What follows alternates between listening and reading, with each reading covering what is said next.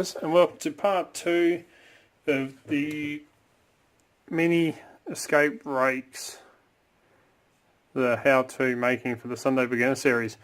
I was going to finish these off in the shed but out in the workshop, but it stinks to high heaven of paint fumes at the moment. Restoring a cabinet, and I just clear coated the whole thing with some varnish. The first coat, and it absolutely reeks in there at the moment, so don't really feel like getting high, so I thought I'd finish these in here. The only tools we need now to finish these off is a small flat file and a pair of pliers, and I'm going to use my multi-tool pliers because they've got a nice big wide plier grip on them. So first thing we're going to do is now even out the ends here just to flatten them off and make them a little bit neater. So I'll grab the vise and I'm going to quickly do this. So like all of it, put it all together, try and even it right out.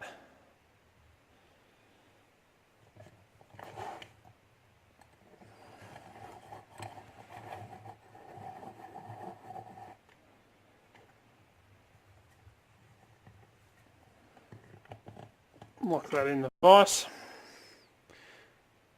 They look pretty even. And I'm just going to even these two out.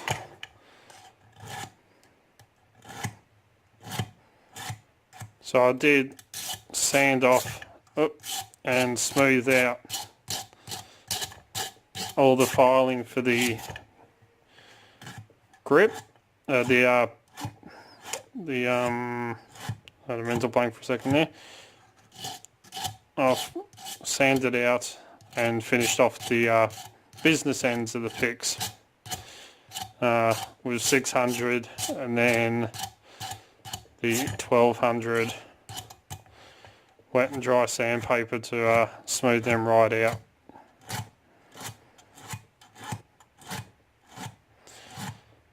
So once it is pretty close,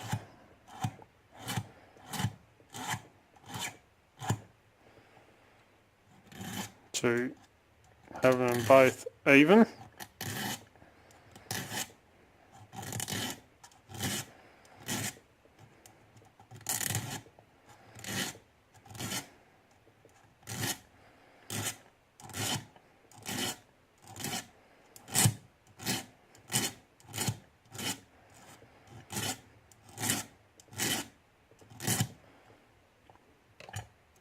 So let me pause this and I'll even these out.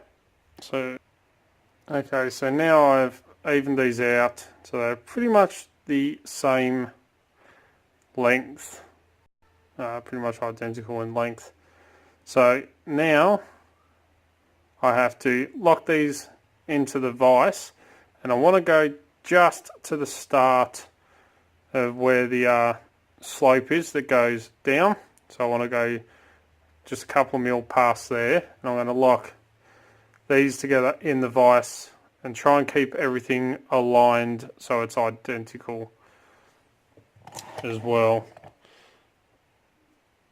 So a couple of mil just past the slope that we filed in. Try and keep everything all aligned.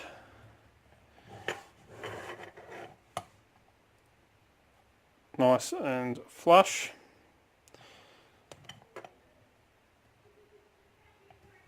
And I'm going to lock that in really tight.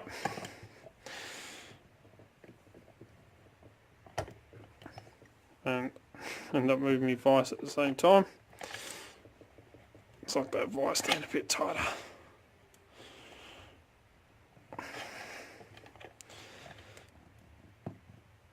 Right, they're not going, hopefully, to go anywhere. Yep, they're still aligned. So now I've got to put the twist in. So this may take a little bit of elbow grease because it is, so I'm not quite happy with that. Let's move it down a bit.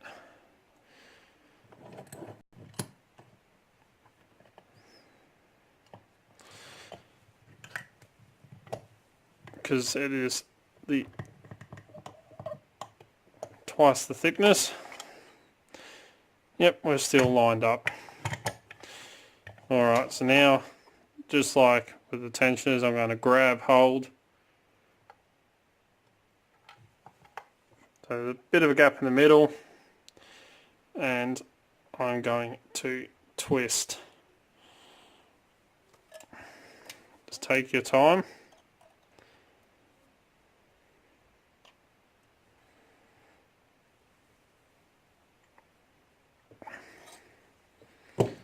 Straighten these up a bit.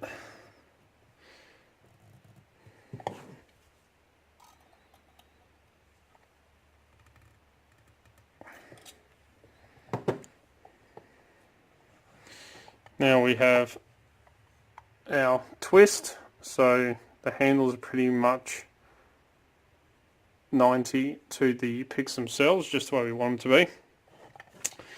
Now, what I like to do is just the edge of that twist, and I get these, and I'm going to try and bend it instead of doing it in the vise.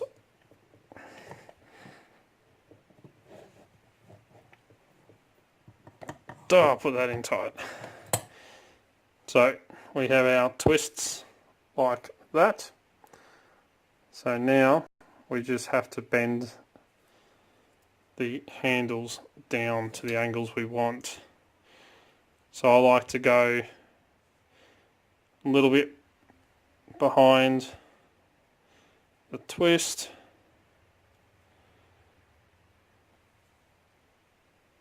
And just put a bit of a bend in, not too much at the start, just there.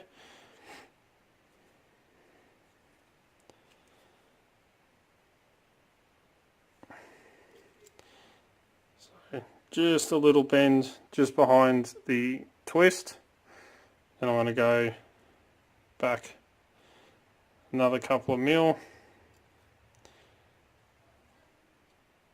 and grip. This is where I'm going to put the bigger bend in.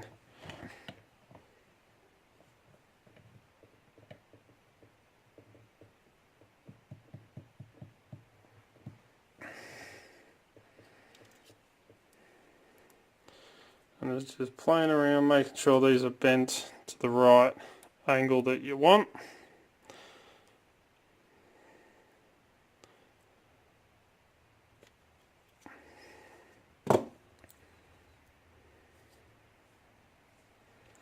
That's pretty much spot on, as you can see, a nice little grip just there.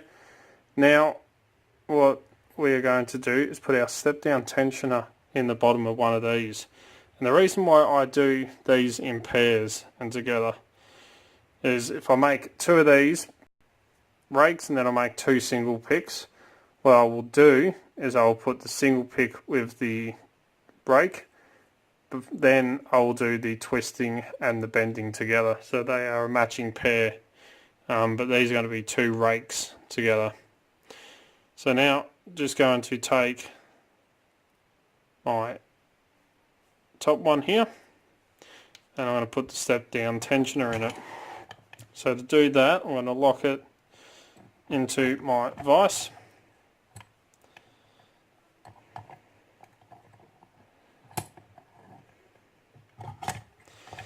Make sure he's locked in there.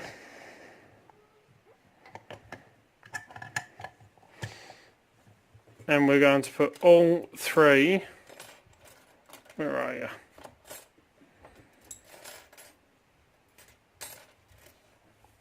All three sized tensioners into one. So we're going to have the widest, which these are the widest ones. So then we want a medium and the small. But what I do is, instead of trying to make a big long tensioner, I'm going to halve these, the lengths. So I pretty much step down like that. So then you still get a full length of a tensioner, but you get a little step down in there. So start off the smallest one, go right to the edge, put my marks in.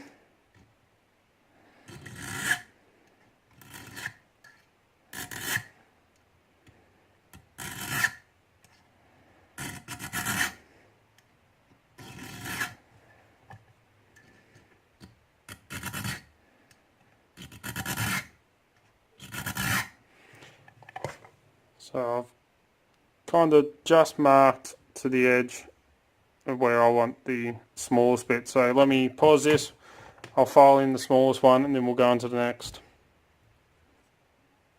Okay, so I filed in the small section, which if I grab the small tensioner, we are pretty much spot on with the width of it. So now just got to do the medium size, and as you can see it's not quite that long, but it is enough to actually sit into the lock. And you know, with small little picks like these, I'll straighten all that up after. You know, you can't really go taking up too much of your handle. So now I've just got to do the medium, which isn't actually all that much. It's got to come off just a little bit. So file in the medium. Just going to mark it. So I like to mark on a bit of an angle, like that. So I've got my mark where I'm going to have the medium one from. So let me file this one in and we'll come back and have a look.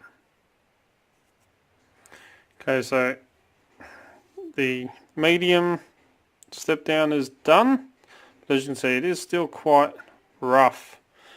So I'm going to neaten all this up, clean that up a bit more, smooth it all out.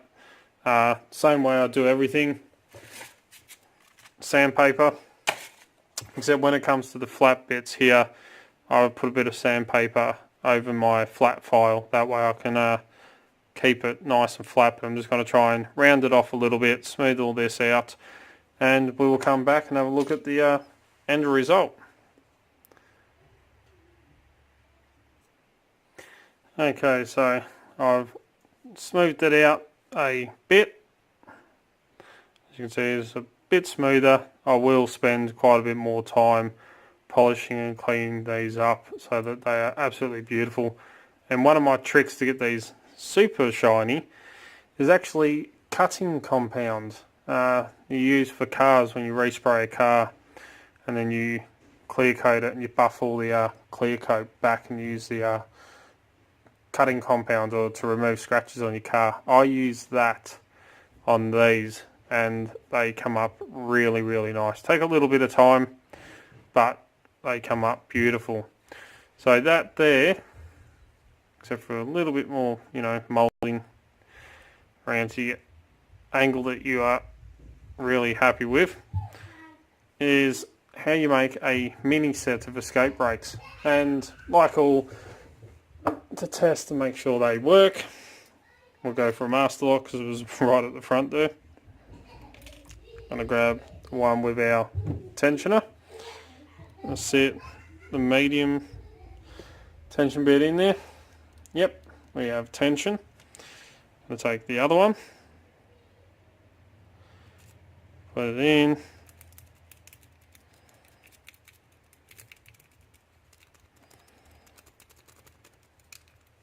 and we have an open. So they do work beautifully, just need a lot of polishing, which I'm going to get round to and finish, and probably make up quite a few more sets of these as well. So there you go, the mini escape brakes part 2, final finish, or shaping, and step down tensioner.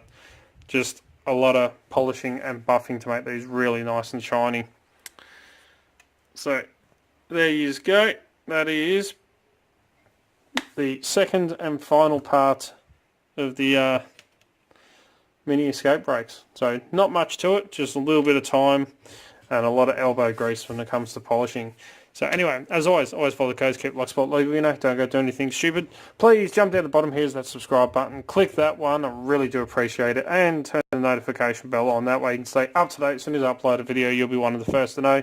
So now I try to upload 2 to 3 to 4 videos per week, depending on work and everything else that I've got going on.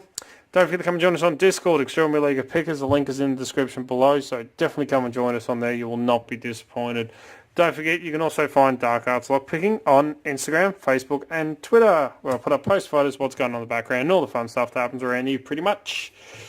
If you're looking for great equipment at very competitive prices, please check out locksmithstoolbox.com. Absolutely awesome Australian company, and as you know, that's where I get all my lockpicking equipment from.